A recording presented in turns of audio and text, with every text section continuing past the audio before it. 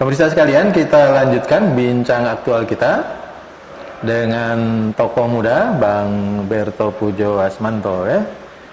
Beliau sekarang menjadi salah seorang direksi di Taman Impian Jaya Ancol. Persisnya apa tanggung jawab Bang Berto sekarang? Ya, Ancol itu kan core bisnisnya ada rekreasi, resort, retail, dan tirta. Saya diberikan amanah untuk menangani resort, retail, tirta, dan properti. Yang disebut dengan properti, Ancol punya landed house, punya townhouse, punya apartemen, ya. Dan itu luasnya kurang lebih hampir 250-an hektar lah. Ada Ancol Timur, Ancol Barat, ada juga di Pademangan. Ya. Selain itu saya menangani retail. Retail itu mengelola restoran seluruh Ancol, merchandise seluruh Ancol. Lalu ada resort Putih Duyung, ada marina, ada eco park, ada Pulau Bidadari, dan satu pulau lagi Ancol punya yaitu Pulau Dolphin. 2 jam kurang lebih dari marina. Dan satu lagi yang menjadi tanggung jawab saya adalah tirta, rekreasi air yang meliputi SeaWorld, Atlantis, dan Ocean Dream Samudra. Nah, ini tanggung jawab yang besar ya untuk mengembangkan destinasi wisata ini, kalau bisa jadi global class ya. Amin. Itu memang masuk dalam visi Ancol. Tapi background pendidikan Bang Berto ini dari Universitas Indonesia ya? Betul. Bukan jurusan pariwisata ya? Ekonomi atau bisnis?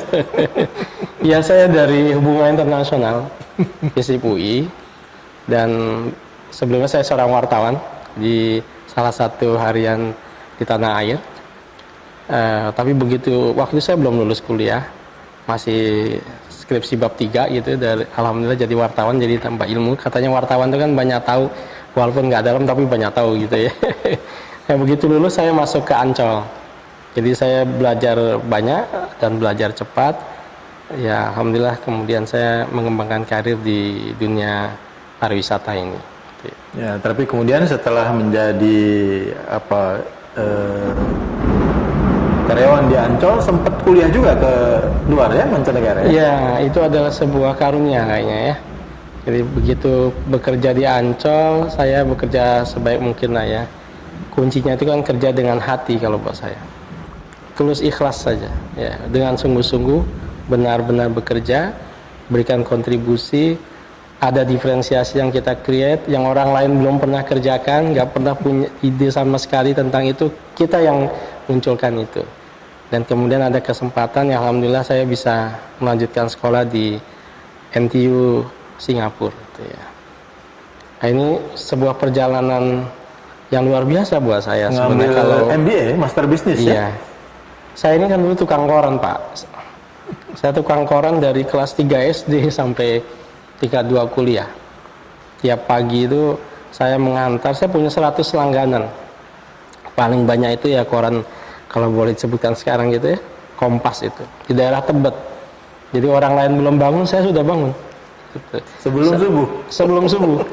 Saya keliling itu pakai sepeda itu ya. Tebet Barat, Tebet Utara, Lapangan Ros, Gudang Peluru, Kebon Baru, Tebet Timur, Tebet Mas, Tebet Barat. Tiap pagi itu, sebelum berangkat sekolah, harus sudah saya antar koran-koran itu. Kalau hujan, yang saya lindungi bukan tubuh saya yang terutama, yang penting korannya. Jadi saya beli plastik, saya masukin, saya rapi, kemudian saya bagikan, saya distribusikan gitu. Sampai pernah juga ini pengalaman hidup yang nggak akan saya lupakan. Pada saat bulan puasa, saya ingin sekali bisa ke masjid gitu, subuh. Sebelum subuh saya harus bisa ke masjid. Alhamdulillah satu saat koran Kompas datang pada pukul 2:30 pagi. Wah, alhamdulillah nih, saya nganter kan sekitar 2 jam gitu ya. Saya kejar itu nganter. Di daerah Tebet Mas, masuk situ masih di portal. Belum buka tuh. Belum buka. Saya masuk sepeda mendak gitu. Terus punya langganan yang memang kalau ngelempar koran nggak bisa langsung dari sepeda. Saya harus turun terus naik trap gitu, ada trapnya. Disitulah tiba-tiba ada yang teriak, maling, maling gitu. Wah, saya kaget sekali. Terus ternyata satpam. Terus saya bilang, Pak, saya tukang koran Pak, saya bukan maling, saya tukang koran, saya mau ngantar koran gitu. Saya anak SMA 8, saya anak Oh, SMA favorit ini. sampai begitu saya, karena supaya nggak digebukin gitu kan, ngeri juga kan. Oh kamu tukang koran, aduh hampir saya gebukin katanya gitu. Wah, enggak Pak, saya tukang koran, saya pengen ke masjid ini gitu. Ya udah cepetan kamu lempar itu korannya. Ya udah, alhamdulillah sepanjang jalan tuh saya nangis gitu, ya Allah, sampai begitu gitu ya. Sampai rumah saya cerita ke ibu saya, ya Allah ibu saya nangis gitu ya. Nangis terus atau saya dipanggilnya Ato gitu ya. Semoga ibu doakan kamu jadi almarhum ya. Kamu maju lah gitu ya. Kamu jadi orang yang Allah pilih untuk menjadi orang yang maju lah, ibu bilang. Berapa gitu. bersaudara di keluarga? Saya 5 bersaudara. Saya anak ketiga. Nah sejak itu saya setiap hujan atau setiap saya naik sepeda, saya selalu berdoa itu. Dan selalu ingat nasihat ibu saya untuk selalu semangat gitu ya. Jangan khawatir dengan masa depan. Selama kamu kerja dengan baik, insya Allah ada jalannya. Nah ini Terus pengalaman. saya sekolah, saya panjang naik sepeda, saya berdoa, ya Allah semoga saya bisa sekolah tinggi. Itu benar dikabulkan. Dengan saya tadi pertanyaan Pak Sabto tadi, saya bisa bersekolah di luar negeri gitu ya, di Nanyang Technological University. Kemudian bisa ikut Executive Education di MIT, Sloan School of Business di Boston gitu. Itu eksekutif dari berbagai negara ya? Iya. Dan ya terpilihan lah ya. Alhamdulillah saya bisa join di situ gitu, dari berbagai negara yang nggak pernah ada dalam bayangan saya waktu saya mengantar koran itu gitu. Jadi ya ini kenapa saya sebut sebagai sebuah karunia yang sangat besar. Ya ini pengalaman buat generasi milenial terutamanya Gen Z ya, merintis karir pendidikan juga mulai dari bawah juga ya. Iya. Nggak langsung bikin startup ya? Saya waktu itu sekolah kan karena memang di-endorse oleh Ancol ya. Jadi saya berjanji setelah sekolah saya harus memberikan kontribusi balik kepada perusahaan yang membesarkan saya. Sampai kemudian pun ketika ternyata saya ditugaskan untuk keluar dari Ancol menjadi direksi di BUMD lain, yaitu di Pamjaya. Ya pernah jadi pimpinan di Pamjaya, perusahaan tahun air, 2014 itu saya menjadi direksi di Pamjaya, direktur umum. Kurang lebih 1,5 tahun saya mengabdi di sana. Saya ditawari untuk menjadi direktur di Gelora Bung Karno. Oh, stadion ya? Stadion persiapan Asian Games. Kurang lebih 2,5 tahun. Itu masa-masa menentukan itu. Iya. Kalau Pak Sabto dan masyarakat melewati Jalan Asia Afrika dan Gerbang Pemuda, itu kan dulu banyak pedagang tanaman. Ya. Nah, itu salah satu legacy yang alhamdulillah bisa saya create. Jadi lebih segar ya? Lebih suasana segar. Senayan. Waktu mau menata itu, melihat begitu banyak pedagang tanaman, saya apakah mungkin ya ini bisa kita tata? Saya kirim intel. Ternyata pedagang tanaman di situ itu seperti kayak rumah gitu ya. Ada ruang tamunya, ada tempat tidurnya, ada kamar mandinya. Cuma dia dimodifikasi dengan tanaman-tanaman hijau, jadi gak kelihatan. Saya datangi lurah Gelora di situ. Waduh Pak Berto, ini untuk menata ini butuh waktu lama, ini bisa 2 tahun. Pak 2 tahun saya tinggal. Saya datang ke Camat Tanah Abang. Camat Tanah Abang itu bilang, Pak Berto, ikan sepat, ikan gabus, lebih cepat, lebih bagus. Saya yang bisa laman. Wah ayo Pak, kita kerjain bareng-bareng. Alhamdulillah nggak pakai ribut-ribut, nggak ada kegaduhan. Kami sosialisasikan dengan baik, itu bisa ditata. Jadi pedagang tanam, di situ ada 115-an pedagang tanaman, ada sekitar 20-30 saya lupa itu pedagang pot. Nah pedagang pot ternyata pengusaha. Nah kalau pedagang tanaman, dia UMKM. Kami akomodir tetap, mereka kami pindahkan, relokasi ke dalam Gelora Bung Karno. Mereka KTP DKI ya? Warga DKI? Iya, warga DKI. Itu di belakang Hotel Sultan, kami pindahkan ke situ. Masalah memang ada, contohnya satu orang dulu punya lebih dari 1 lapak, bahkan ada yang punya 4 lapak. Waduh bagaimana? kita bikin kebijakan satu orang satu lapak, tapi kemudian kami lebihkan ukurannya. Jadi dulu ukurannya lapak mungkin cuma 2x2, kami berikan 4x4. Kami pindahkan ke sana pedagang tanaman itu, alhamdulillah mereka lebih senang. GBK juga lebih hijau, lebih tertata, masyarakat yang mau beli juga lebih aman karena kalau ada di pinggir jalan kan mengganggu orang lain gitu. Kecelakaan lintas bisa.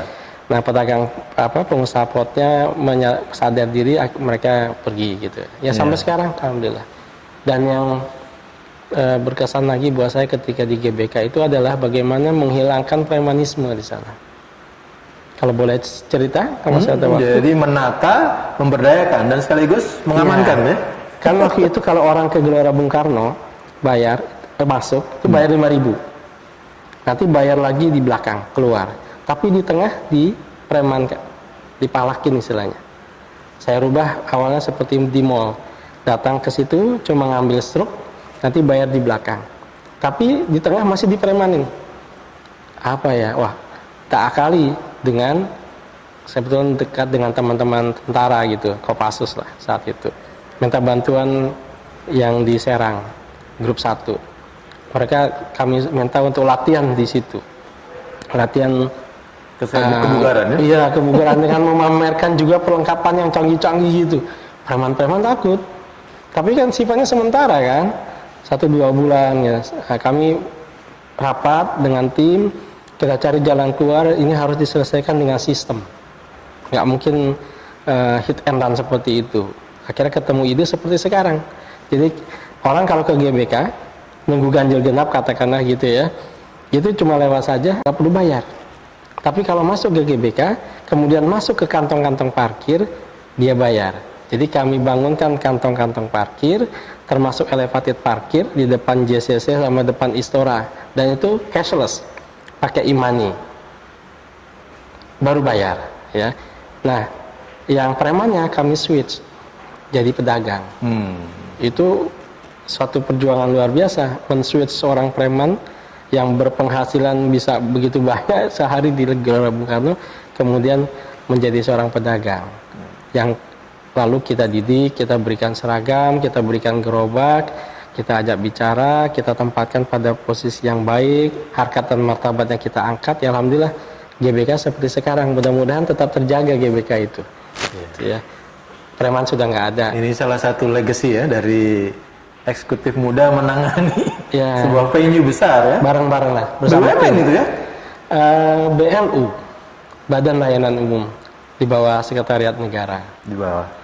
Nah, pada saat saya sedang asik-asiknya menata itu ada tawaran untuk pulang kampung ke Ancol. Ya, baliklah saya ke Ancol.